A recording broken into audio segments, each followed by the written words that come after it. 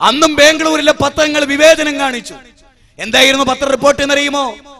മദ്യപാനിയായ മുസ്ലിം ചെറുപ്പക്കാരൻ ആക്സിഡന്റിൽ മരിച്ചു. വാചകം കേട്ടാ തോന്നുക പട്ടച്ചാരായി അടിക്കുന്നത് മാപ്പിളാര് മാത്രമെന്നാ. വേറെ ആർക്കും അതായിട്ടൊരു ബന്ധമില്ല.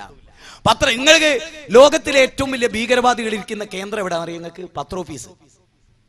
ബില്ലാദന്റെ ഒക്കെ 1000 മടങ്ങ്, 1000 ബില്ലാദന് തുല്യ ഒരു പത്രപ്രവർത്തകൻ. ക്ഷമിക്കണം, ചാനലുകളിലുള്ളവർ. അതിന്റെ ഭീകരതയൊന്നും ലോകത്തൊരാക്കില്ല കേട്ടോ. ഒരു പത്രത്തിനൊക്കെ, പ്രത്യേകിച്ച് ഇന്നത്തെ മുത്തശ്ശി പത്രങ്ങളൊക്കെ.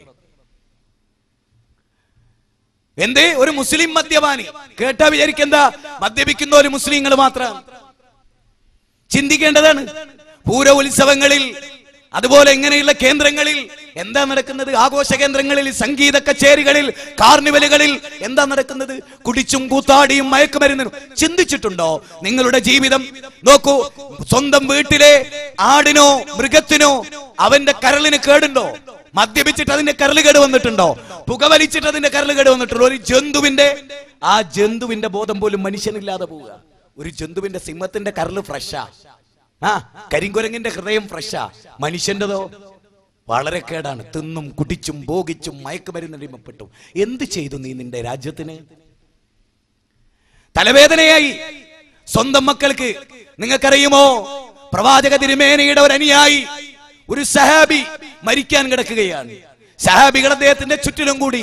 നമുക്ക് മരിക്കേണ്ടതില്ലേ പ്രിയപ്പെട്ടവരെ? ഈ ലോകത്ത് നിന്ന് വിട പറയും. ഏതാരോഗ്യവാനും മരണമെന്ന അലംഘനീയമായ വിധിക്ക് വിധേയമാകും. മരിച്ചു പോകുന്നതിനെ കുറിച്ച് ചിന്തിച്ചിട്ടുണ്ടോ? മരിച്ചു പോകുന്നതിനെ കുറിച്ച്. പ്രവാചകന്റെ ഒരു സഹാബി മരിക്കാൻ കിടക്കുകയാണ്. ചിന്തിച്ചോളൂ, ആലോചിച്ചോളൂ. പ്രവാചകന്റെ ഒരു സഹാബി മരിക്കാൻ കിടക്കുകയാണ്. ആലോചിക്കേണ്ട വസ്തുതയാണ് ഞാൻ ഈ പറയുന്നത്. പ്രവാചകന്റെ ഒരു സഹാബി മരിക്കാൻ കിടന്നു.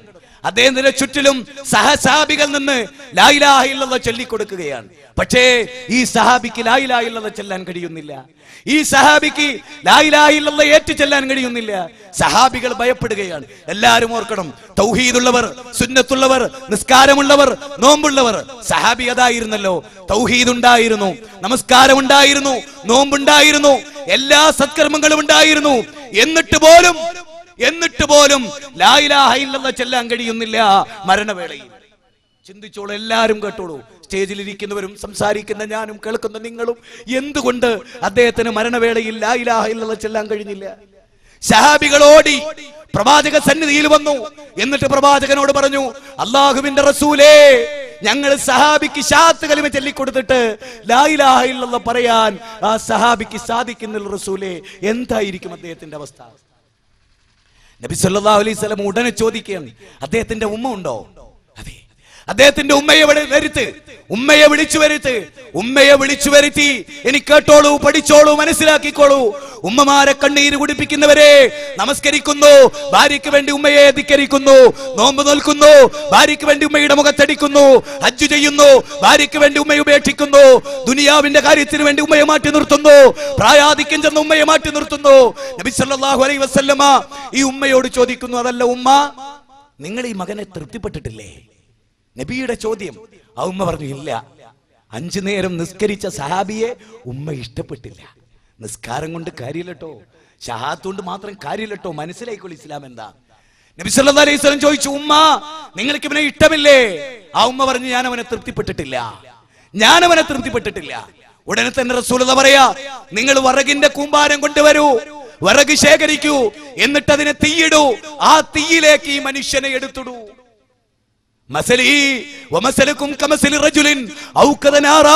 നിങ്ങളുടെയും എന്റെയും ഉദാഹരണം ഒരു തീ കത്തിച്ചവനെ പോലെയാണ്. ആ തീയിലേക്ക് പാറ്റകൾ പാറി വരാതിരിക്കാൻ തടുക്കുന്ന ഒരാളാണ് റസൂൽ എന്ന് പറഞ്ഞിട്ട് പോലും ആ റസൂല് ഈ സഹാബിയെ തീയിലിട്ട് കരിക്കാൻ തീരുമാനിക്കുന്നു. ഉടനെ ഉമ്മ ഇടപെട്ട് പറഞ്ഞു, എന്റെ മോനെ തീയിട്ട് കരിക്കുകയോ എന്റെ മുമ്പിൽ വെച്ച്? റസൂലേ, എനിക്കത് സഹിക്കാൻ കഴിയില്ല. എന്നോട് ഒരുപാട് ചെയ്തവനാണവൻ. നോക്കണം, ഭാര്യയ്ക്ക് വേണ്ടി സ്വന്തം മാതാവിനെ ധിക്കരിച്ചവനാവാം ആ സഹാബി. നോക്കണം. എന്നിട്ട് ആ ഉമ്മ പറയാൻ, റസൂലേ, എന്റെ മോനെ അഗ്നിക്കിരയാക്കരുത്, ഞാനത് ഇഷ്ടപ്പെടുന്നില്ല. അപ്പോൾ റസൂൽ ചോദിച്ചെങ്കിൽ നിങ്ങൾ ഈ മകനെ തൃപ്തിപ്പെട്ടോ? മനസ്സറിഞ്ഞ് ശരിക്കും, അതേ റസൂലേ, ഇനി എന്റെ മോനോട് എനിക്കൊരു വിരോധവുമില്ല, ഞാൻ എന്റെ മോനെ തൃപ്തിപ്പെട്ടിരിക്കുന്നു. റസൂൽ വീണ്ടും ചോദിച്ചു, നിങ്ങൾ ഇവനെ തൃപ്തിപ്പെട്ടുവോ? അതെ, ഞാൻ ഇവനെ തൃപ്തിപ്പെട്ടു. നബി പറഞ്ഞു, എങ്കിൽ ഇനി ലാ ഇലാഹ ഇല്ലല്ലാഹ് ചൊല്ലിക്കൊടുക്കൂ. ലാ ഇലാഹ ഇല്ലല്ലാഹ് ചൊല്ലി അയാൾ ലാ ഇലാഹ ഇല്ലല്ലാഹ് ഏറ്റു ചൊല്ലി. പ്രിയപ്പെട്ടവരെ, ഈ പ്രസംഗം കേൾക്കുന്നവരെ, മാതാവിന്റെ സ്ഥാനം അതാണ്. മാതാവിന്റെ സ്ഥാനം അതാണ്. അബ്ദുല്ലാഹ് ഇബ്നു മുബാറക് രാത്രി മുഴുവനും ഉറങ്ങാതെ ഇരിക്കുകയാണ്. എന്താ കാരണം? ഉമ്മാന്റെ കാല് മസാജ് ചെയ്തുകൊണ്ടിരിക്കുന്നു. ജന്മം നൽകിയ ഉമ്മാന്റെ കാല് മസാജ് ചെയ്തുകൊണ്ടിരിക്കുന്നു. തഹജ്ജുദ് പോലും നിസ്കരിക്കാതെ അബ്ദുല്ലാഹ് ഇബ്നു മുബാറക്, അദ്ദേഹത്തിന്റെ ജ്യേഷ്ഠൻ തഹജ്ജുദ് നിസ്കരിക്കുന്നു. വേറൊരാൾ വന്നിട്ട് ചോദിച്ചു, നിങ്ങൾക്ക് ഈ പുണ്യം വേണ്ടേ? തഹജ്ജുദിന്റെ പുണ്യം വേണ്ടേ? അബ്ദുല്ലാഹ് ഇബ്നു മുബാറക് പറഞ്ഞത്, ഞാൻ എന്റെ ഉമ്മാന്റെ കാല് മസാജ് ചെയ്യുന്നതിനേക്കാൾ പുണ്യമില്ലടോ നിന്റെ തഹജ്ജുദിന്. അത്ര പ്രാധാന്യമാണ് ഉമ്മാക്ക്. ആ ഉമ്മാനെ തള്ളേ എന്ന് വിളിക്കുന്ന, മയക്കുമരുന്നിനടിമപ്പെട്ട് മദ്യത്തിനടിമപ്പെട്ട് ആ ഉമ്മാനെ തള്ളേ എന്ന് വിളിക്കുന്ന മക്കളെ, നമ്മുടെ അവസ്ഥ എന്തായിരിക്കും? താബികളിൽ പ്രഗൽഭനായ സൈനുൽ ആബിദീൻ കേട്ടിട്ടുണ്ടാകും നിങ്ങൾ. ആ സൈനുൽ ആബിദീൻ ഉമ്മാന്റെ കൂടെ ഇരുന്ന് ഭക്ഷണം കഴിക്കാറുണ്ടായിരുന്നില്ല. ആളുകൾ ചോദിച്ചു, സൈനുൽ ആബിദീൻ എന്തുകൊണ്ട് ഉമ്മാന്റെ കൂടെ ഇരുന്ന് ഭക്ഷണം കഴിക്കുന്നില്ല? ഞാൻ ഉമ്മയുടെ പ്ലേറ്റിൽ ഞങ്ങൾ ഒന്നിച്ച് ഭക്ഷണം കഴിക്കുമ്പോ എന്റെ ഉമ്മാന്റെ കണ്ണ് ആഗ്രഹിച്ച ഒരു ഉരുള ചോറുണ്ടാവില്ലേ, എന്റെ ഉമ്മ വെറുതെ നോക്കിയ ഒരു ചോറ് അതെങ്ങാനും ഞാൻ കഴിച്ചു പോകുകയും എന്റെ ഉമ്മാക്ക് ആ ഉരുള ഭക്ഷണം കിട്ടാതെ പോവുകയും ചെയ്താൽ അതിന്റെ പേരിൽ ഞാൻ ശിക്ഷിക്കപ്പെടുമോ എന്ന് ഭയപ്പെട്ടു. അതാണ് ഉമ്മ. അതാണ് ഉമ്മ. ഇസ്ലാം പഠിപ്പിച്ച ഉമ്മ അതാണ്. അല്ലാതെ ഉമ്മാനെ നിങ്ങൾക്കറിയില്ലേ, സ്വന്തം കൂട്ടുകാരൻ വന്ന് മദ്യപിച്ച് അമ്മയെ ബലാത്സംഗം ചെയ്ത്, കെട്ടിയിട്ട് ബലാത്സംഗം ചെയ്ത്, അത് നോക്കി നിന്ന മകന് വികാരമുണ്ടായി, സ്വന്തം മാതാവിനെ വ്യഭിചരിച്ചു. നമ്മുടെ കേരളത്തിൽ മാതൃദേവോ ഭവ, പിതൃദേവോ ഭവ, ആചാര്യദേവോ ഭവ, അതിഥി ദേവോ ഭവ എന്ന് പറഞ്ഞ ഈ രാജ്യത്തിൽ എന്തുകൊണ്ട് മതം മനുഷ്യ ജീവിതത്തിൽ ഇടപെട്ട് ആ മതം വേണ്ട എന്ന് പറഞ്ഞു? ആ മതം മനുഷ്യർ വലിച്ചെറിഞ്ഞു. മതത്തെ പുറകോട്ട് വലിച്ചെറിഞ്ഞു. നിങ്ങൾ നോക്ക്, 300 രൂപ എടുത്ത് കയ്യിൽ വെച്ചു കൊടുത്തു ഒരു കുടുംബനാഥന്റെ കയ്യിൽ. അത് കൊണ്ടുപോയി പനി പിടിച്ച് വെറുങ്ങലിച്ച മകൾക്ക് മരുന്ന് വാങ്ങി വരാനും അന്നത്തെ പട്ടിണി അടക്കാൻ ഭക്ഷണം വാങ്ങാനും ഭാര്യ ഭർത്താവിനെ പറഞ്ഞേക്കുകയാണ്. ഏറെ വൈകിയിട്ട് ഭർത്താവിനെ കാണുന്നില്ല, ഏറെ താമസിച്ചിട്ടും ഭർത്താവിനെ കാണുന്നില്ല. പിന്നെ വരുന്നുണ്ട് വായിൽ നിറയെ അസഭ്യവും കണ്ണ് നിറച്ചും ചുവന്നതുടുത്ത കണ്ണുമായി ഭൂമി മുഴുവനും മതിയാകാതെ 300 രൂപക്ക് മദ്യപിച്ചു വരുന്ന ഭർത്താവിനെയാണ് ഈ ഭാര്യ കാണുന്നത്. എത്ര ഭാര്യമാർ ശപിച്ചിട്ടുണ്ട്, എത്ര അമ്മമാർ ശപിച്ചിട്ടുണ്ട്. ഈ മകൻ എനിക്കില്ലായിരുന്നുവെങ്കിൽ, ഈ ഭർത്താവ് എനിക്കില്ലായിരുന്നുവെങ്കിൽ, ഈ പിതാവ് എനിക്കില്ലായിരുന്നുവെങ്കിൽ. മക്കളുടെ ശാപമേറ്റു വാങ്ങിയവരെ, സ്വന്തം മാതാവിന്റെ ശാപമേറ്റു വാങ്ങിയവരെ, മാതാപിതാക്കളുടെ കോപത്തിലാണ് അല്ലാഹുവിന്റെ കോപം അല്ലേ? നേരെ മറിച്ച് ഉമ്മാനെ താങ്ങിയെടുത്ത്, ഉമ്മാന്റെ പ്രായാധിക്യം ചെന്ന കൈകളിൽ തടവിക്കൊടുത്ത് ഉമ്മാനെ നോക്കാൻ സൗഭാഗ്യം ലഭിച്ച് മരിച്ചു പോകുന്ന ഒരു മതസമൂഹത്തെ സൃഷ്ടിച്ചു ഇസ്ലാം. ഇമാം അബൂ ഹനീഫ റഹ്മത്തുള്ളാഹി അലൈഹി, അദ്ദേഹത്തിന്റെ കാലഘട്ടത്തിൽ അദ്ദേഹത്തിന്റെ അയൽവാസി ഒരു മുഴുകുടിയൻ ഉണ്ടായിരുന്നു, ഒരു മദ്യപാനി. ആ മുഴുകുടിയനായ മനുഷ്യൻ എല്ലാവർക്കും ശല്യമായിരുന്നു, മാസ് പെറ്റീഷൻ. അങ്ങനെ അദ്ദേഹത്തെ അറസ്റ്റ് ചെയ്തു, പോലീസ് കൊണ്ടുപോയി. അന്ന് രാത്രി കേട്ടോളൂ, പഠിച്ചോളൂ, മതരംഗത്ത് പ്രവർത്തിക്കുന്നവർ, അള്ളാഹുവിനെ പേടിക്കുന്നവർ, മനുഷ്യരെ സ്നേഹിക്കുന്നവർ. മനുഷ്യരോട് സ്നേഹമായിരുന്നു ഇസ്ലാമിന്. ജാതിയും മതവും തിരിച്ചുള്ള സ്നേഹമല്ല, മനുഷ്യകുലത്തോടുള്ള സ്നേഹം. ഇമാം അബൂ ഹനീഫ റഹ്മത്തുള്ളാഹി അലൈഹി ഉറങ്ങിയില്ല. അന്ന് അങ്ങോട്ടും ഇങ്ങോട്ടും തിരിച്ചു കിടന്നു. അന്ന് അദ്ദേഹത്തിന് തഹജ്ജുദ് നിസ്കരിക്കാൻ പോലും കഴിഞ്ഞാൽ ഖിയാമുൽ ലൈൽ നിസ്കരിച്ചു. ഉറങ്ങി എഴുന്നേൽക്കുമ്പോഴാണല്ലോ തഹജ്ജുദ് ആവുക, അതുപോലും ആകാൻ കഴിഞ്ഞില്ല, ഉറക്ക് വന്നില്ല. അങ്ങും ഇങ്ങും അദ്ദേഹം തിരിഞ്ഞു കിടന്നു. പിറ്റേന്ന് നേരം വെളുത്ത് സുബഹി നിസ്കരിച്ച് നേരെ ജയിൽ സൂപ്രണ്ടിനെ ചെന്ന് കണ്ടു.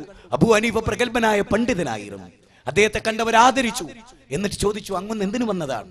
ഇതാ ഇവിടെ എന്റെ നാട്ടുകാരൻ, എന്റെ അയൽവാസിയെ ഇന്നിവിടെ ജയിലിൽ പിടിച്ചു വെച്ചിട്ടുണ്ട്, എന്റെ ജാമ്യത്തിൽ അവനെ വിട്ടുതരണം, ഞാനവനെ നന്നാക്കിക്കൊള്ളാം. ഇമാം അബൂ ഹനീഫ റഹ്മത്തുള്ളാഹി അലൈഹിക്ക് ഈ മദ്യപാനിയെ അവർ വിട്ടുകൊടുത്തു. ഇമാം അബൂ ഹനീഫ അവനെ കൊണ്ടുവരുമ്പോ അവന്റെ ചുമലിൽ കൈവച്ചുകൊണ്ട് ചോദിച്ചു, യുവാവേ, നീ ചിന്തിച്ചിട്ടുണ്ടോ ഇന്നലെയുടെ രാത്രിയെ കുറിച്ച്? നിന്റെ ഭാര്യ സുഖമായി ഉറങ്ങി, നിന്റെ മക്കൾ സുഖമായി ഉറങ്ങി, നിന്റെ മാതാപിതാക്കൾ സുഖമായി ഉറങ്ങി, നിന്റെ നാട്ടുകാർ അൽഹംദുലില്ലാ എന്ന് പറഞ്ഞു. അത്ര വെറുപ്പായിരുന്നു നിന്നോട് അവർക്ക്. ലോകത്തിന്റെ വെറുപ്പും തിന്മയും സ്വന്തം മാതാപിതാക്കളുടെ വെറുപ്പും മക്കളുടെ വെറുപ്പും സമ്പാദിച്ച ചീഞ്ഞു നാറിയ ജീവിതം നിനക്കെന്തിനാ? നിനക്കൊന്ന് തിരുത്തിക്കൂടെ?